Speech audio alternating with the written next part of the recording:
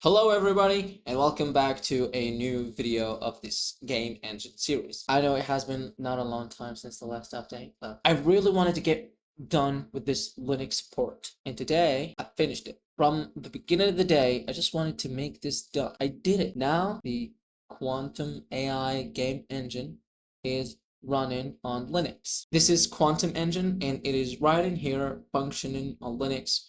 We can really just run the physics. The gizmos, like, they're really different from what they used to be on Windows, which is alright, it's fine. We can add tweaks to them later. In here, we do have sandbox application, and it does have like a bunch of scenes in here. So for example, there is the physics 2D quantum. This scene, I made it with Professor Yan. He has a pretty big YouTube channel, and I started like game engine development from there. That's why the UI of my game engine is almost identical to what he really had, but I changed a couple of stuff. For example, with view, such that I can view a couple of things and instead of always seeing all the panels. Thing about making a game engine, it's not about the UI. Okay, we need to make the UI look good in order to be usable, but always the back end stuff, all the things that we care about the most. This is much more important to us than making the UI look good. So I do have this like small game. I do have like a hello world scene. We go back to the DWM like world. How do I statch all of this using DWM? First of all, DWM is a Talent window manager. It won't really allow you to do this very easily because all of these are windows on their own. Talent window manager wouldn't really let them escape to your own window. You need to do something in order to make that happen, which is the float-in mode in DWM. I don't know if you've seen that come. So we hold Alt and right click, therefore I can really make it. We took the scene hierarchy panel out. How am I, like, look, I can't really do anything to the scene hierarchy panel in order to get it back. So we can go with Alt again.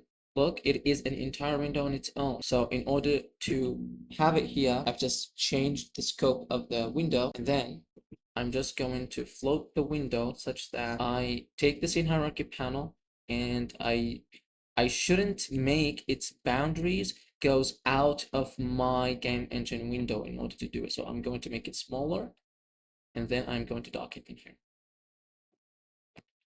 And then I can just this was the idea how I statched and docked all of the windows on DWM.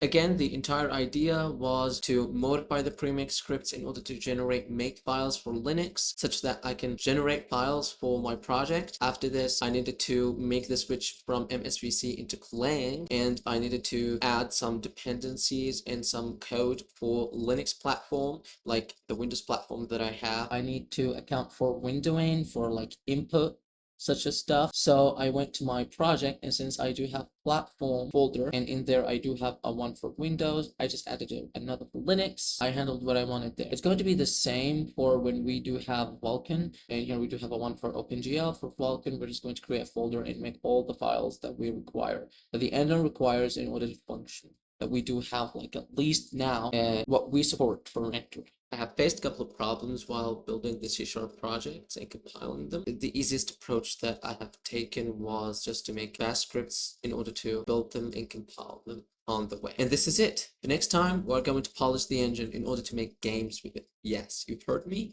We are going to make games with this engine in order to make it better and polish it more. If you have liked this content, smash that like button, leave a comment down below, and as always, stay tuned for the next video. Are we going to be able to enter game jams with this?